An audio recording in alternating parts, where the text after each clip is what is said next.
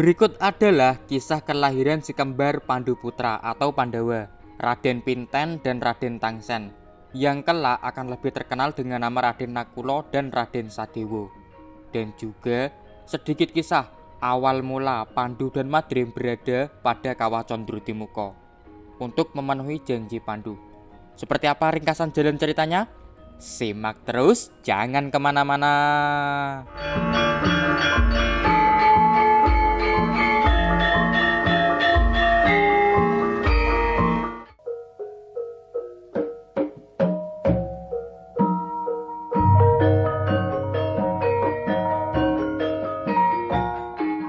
Kisah dimulai pada sebuah pasewakan di Hastinapura yang dipimpin oleh Prabu Pandu Dewanoto. Dan saat itu Prabu Pandu sedang sakit karena hasil pertempuran melawan Prabu Tremboko beberapa waktu lalu. Hadir dalam pertemuan tersebut adalah Resi Bisma, Adipati Dristorastro, Dewi Gendari, Adipati Yomowiduro, Dewi Kunti, Dewi Madrim. Ada juga Patih Sengkuni, Raden Puntadewa, Raden Bratasena, dan Raden Permadi. Membahas mengenai sakit Prabu Pandu merupakan wujud dari kutukan Resi Kindomo yang disebabkan luka saat bertempur melawan Prabu Tremboko. Dan di sini Prabu Pandu merasa sudah berada pada akhir hayatnya. Maka dari itu hendak mewariskan tahta Hastina kepada Raden Puntadewa. Namun Patih Sengkuni berpandangan lain dan berpendapat bahwa Puntadewa belum layak karena belum tamat berguru, juga belum sama sekali menguasai akan ilmu olah tata negara. Begawan Bisma dan Adipati Yomowiduro yang biasanya selalu menentang Sengkuni, dan kali ini sependapat dengan Patih Sengkuni. Oleh karenanya Prabu Pandu menunjuk Adipati Dristorastro untuk menjadi raja pengganti. Dan setelah Puntadewa matang usia dan ilmunya, agar Hastinapura dikembalikan kepada Raden Puntadewa. Prabu Pandu kemudian menyampaikan keinginannya untuk bisa bertemu Begawan Abiyasa, karena Prabu Pandu sudah bisa merasakan akhir hayatnya adalah Raden Permadi dan Raden Bratasena yang berangkat ke Pertapan Retawu, Gunung Saptaarga untuk menemui Begawan Abiyasa dan menyampaikan keinginan dari Prabu Pandu. Pertemuan pun hanya singkat dan selesai. Prabu Pandu masuk ke Daton, sementara Patih Sengkuni membubarkan pasewakan.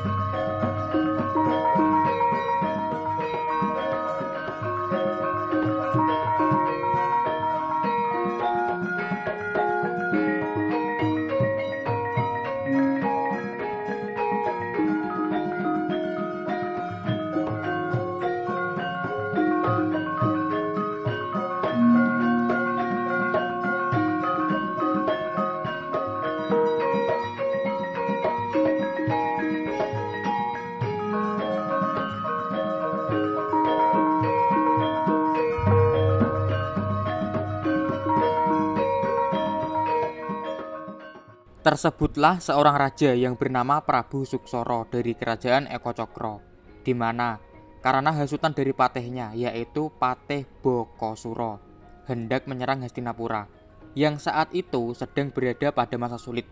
Berangkatlah Patih Bokosuro untuk menyerang Hastinapura.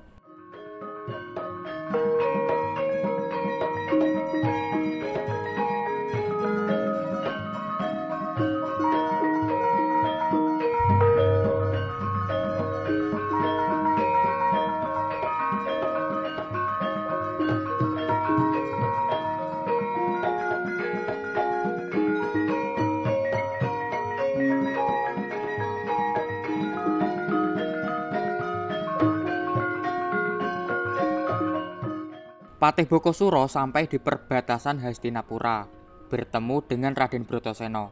Maka bertempurlah keduanya. Namun karena kalah pengalaman, Raden Bratasena terdesak oleh serangan dari Patih Bokosuro. Melihat Bratasena yang kewalahan, Arya Balowo turun tangan untuk memukul mundur Patih Bokosuro. Benar saja, Arya Balowo mampu menghalau Patih Bokosuro.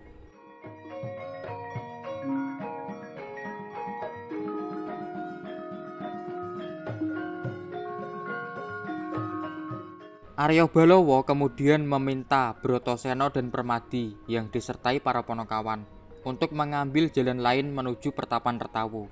Sementara Arya Balowo akan berjaga dan siap siaga bila mana ada serangan susulan dari Patih Bokosuro.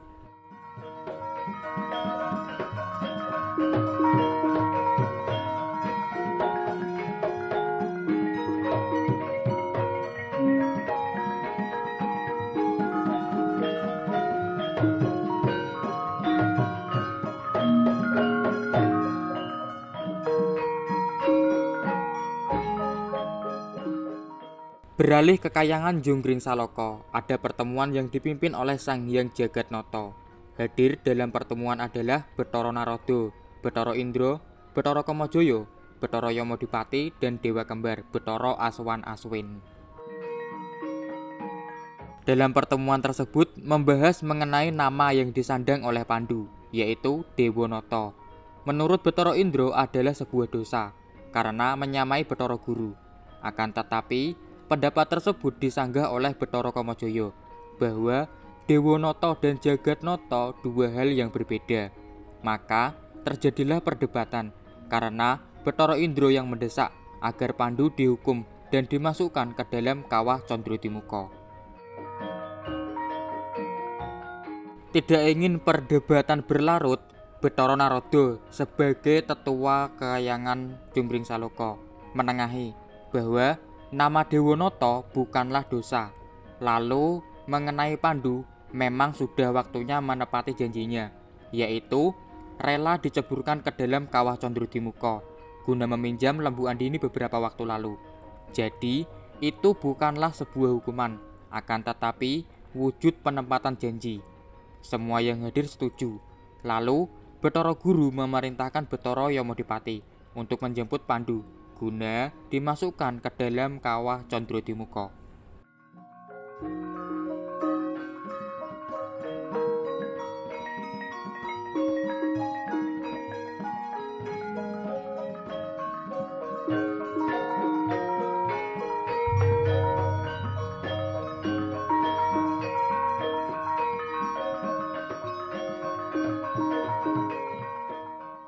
Merasa tidak tega dengan Pandu, Bathara Kamajaya mengajak Bathara Aswan Aswin untuk membantu Pandu dengan berbagi tugas.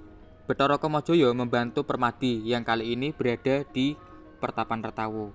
Sementara Bathara Aswan dan Aswin ke Hastinapura untuk membantu Pandu.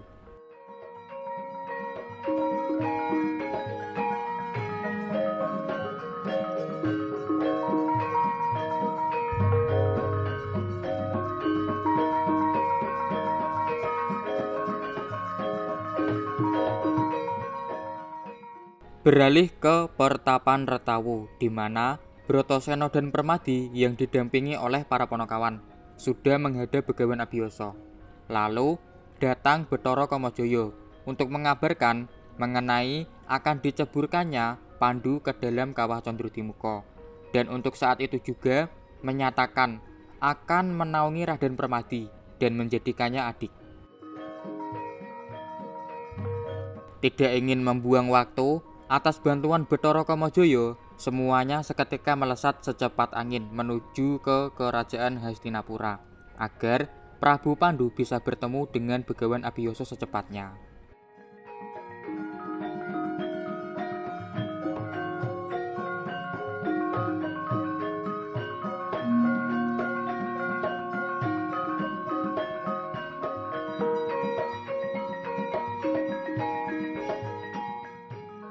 Bathara Yamadipati menemui Prabu Pandu untuk menjemputnya dan dimasukkan ke dalam kawah Candradwimuka. Namun, Prabu Pandu meminta kelonggaran waktu agar bisa melihat kelahiran putra kembarnya dari Dewi Madrim. Bathara Yamadipati setuju, tapi hanya untuk hari ini saja.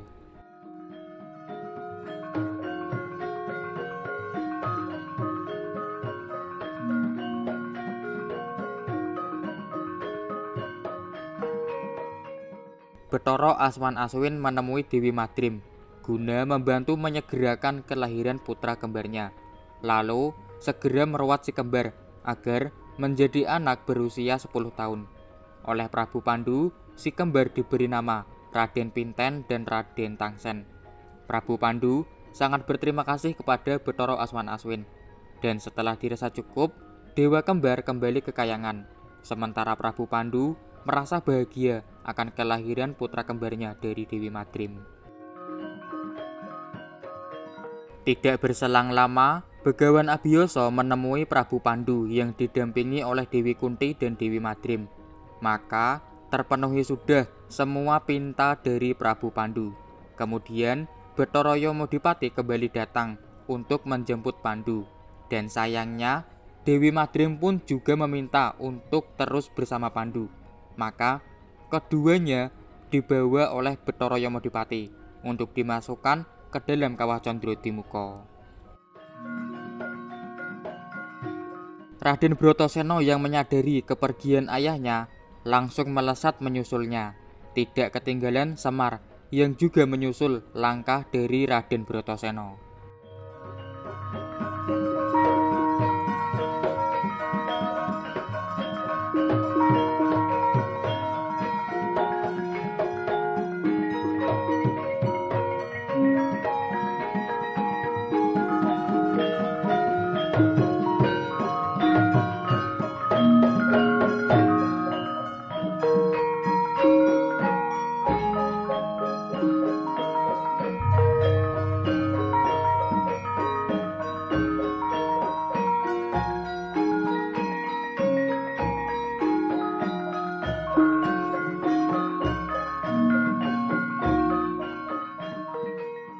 Di dalam kawah Candradimukha, Bratasena mendapat wajangan dari Pandu bahwa ini bukanlah sebuah hukuman, akan tetapi wujud penepatan janji. Pandu dan Madrim bahkan sama sekali tidak merasakan panas, sama halnya Bratasena yang tidak merasakan panas, karena tugas dari kawah Candradimukha adalah membakar yang berdosa. Sementara jika berjiwa suci, justru akan mendapat kekuatan yang luar biasa. Biarlah Pandu menepati janjinya untuk berada di dalam kawah Candradimukha bersama Dewi Madrim. Sementara Bratasena diminta untuk kembali ke alam manusia guna melanjutkan takdir yang telah menunggunya. Maka sebelum kembali, Bratasena bersumpah akan menyurgakan Pandu dan Madrim.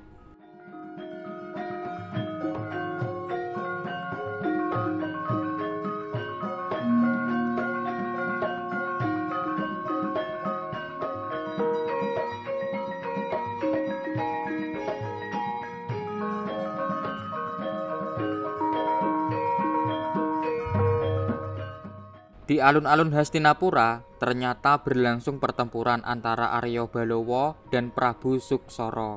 Dan kali ini Arya Balawa terdesak.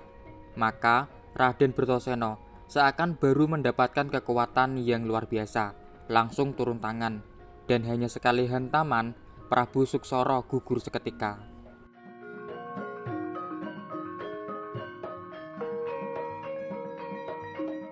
Sementara itu, Patih Baka kabur untuk menyelamatkan diri guna mencari sekutu lain untuk kembali menggempur Hastinapura, terutama mereka yang merupakan trah dari Saptawarga.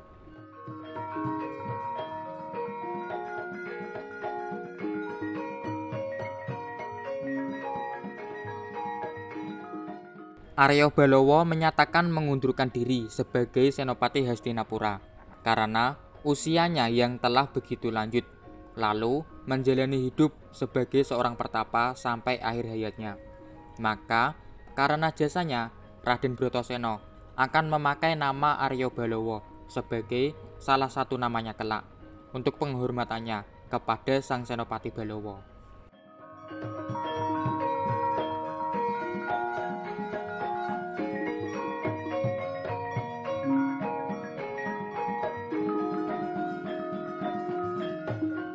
Setelah masa berkabung selesai, Adipati Dristarastra dinobatkan sebagai raja pengganti di Hastinapura.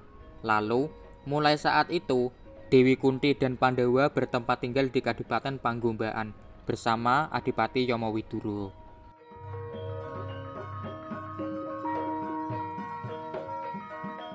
Demikian kisah singkat kelahiran Pinten dan Tangsen, yang juga terdapat kisah-kisah lainnya. Dari awal mula Bathara Kamajaya menaungi Permadi, sumpah Bratasena akan menyurgakan Pandu, asal nama Balawa yang disandang Bratasena kelak. Drestarastra hanya raja pengganti, dan awal mula Pandawa diasuh Yomowiduro di Kadipaten Panggombaan.